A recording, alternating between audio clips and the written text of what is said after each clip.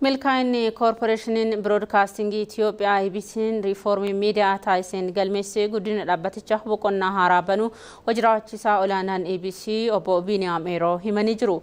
Riifoormiin miidiyaa rakkoolee gamaa hedduun Koorporeeshiniin Biroodkaastingii Itoophiyaa waggoota dheeraadhaaf mudachaa ture hiikuun dhaabbatichi gara sarara sirriitti akka deebi'u gochuusaa ibsanii jiru.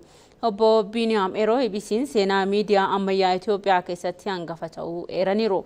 Riifoormiin duraan rakkooleen turan dhaabbatichi hamma seenaa isaa gitu akka hin hojjenne gufuu itti ta'aa akka turanis kaasaniiru.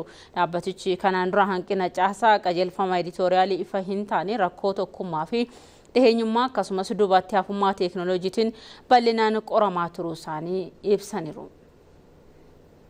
ኤዲቶሪያል ፖሊሲ ላይ ስንመለከት ከዚህ በፊት ቀደም አሳሳሪ ትርክትን እንዲሁም የኢትዮጵያን ብሔራዊ ጥቅምን መሰረት አድርጎ ከመስራት አንፃር ገመ ኤዲቶሪያሊን yeroo ilaallu seenessa waloo fi faayidaa biyyaalessaa Itoophiyaa eegsisuu irratti qaawa guddaa qaba.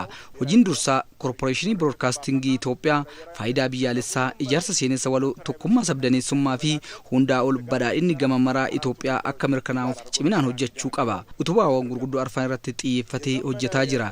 IBC'n yeroo ammaa teekinooloojii ammayyaa hidhateera. Istiidiyoo ammayyaa gurguddaa 6 ni qaba. Miidiyaa kompileeks illee akkasuma kan qabu yoo ta'u kanaaf ammoo ministeerri muummee deeggarsa nuuf taasisaniif galata guddaa qabna. ጠቅላይ ሚኒስትር ትልቅ ድጋፍ አድርገውልናል እናመሰግናለን. IBC'n irraa caalaa hojjechuun kan irraa eegamu seenessaa waloo irratti akka ta'e kan isaan dubbatan. የኢትዮጵያ ብሮድካስቲንግ ኮርፖሬሽን በዋነኝነት እንዲሰራ የሚጠበቀው አስተሳሳሪ ትርክቶች ላይ በትጋት መስራት ይጠበቅበት ነበር። ከዚህ አንፃር Koorporeeshiniin Biroodkaastingii Itoophiyaa irra caala hojjechuu kan qabu seenessa waloo irratti ture.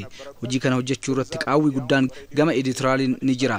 Miidiyaalee hundaan raadiyoo, TV fi miidiyaa hawaasummaan dhimma yeroo irratti hojjechaa ture. Itoophiyaa kaleessaa har'aa fi boruu walitti hidhuu keessatti hanqina qabaa ture. Amma sana hambisuuf riifoormichi bu'aa guddaa buuseera. Kana malees dhiheenyummaa miidiyaa caalmaatti babal'isuudhaaf lakkoofsa afaanota biyya keessaa dabaluun tajaajila uummataa fi dhihootti kennaa akka jirus obbo Biniyaam Eeroo dabalanii himaniiru.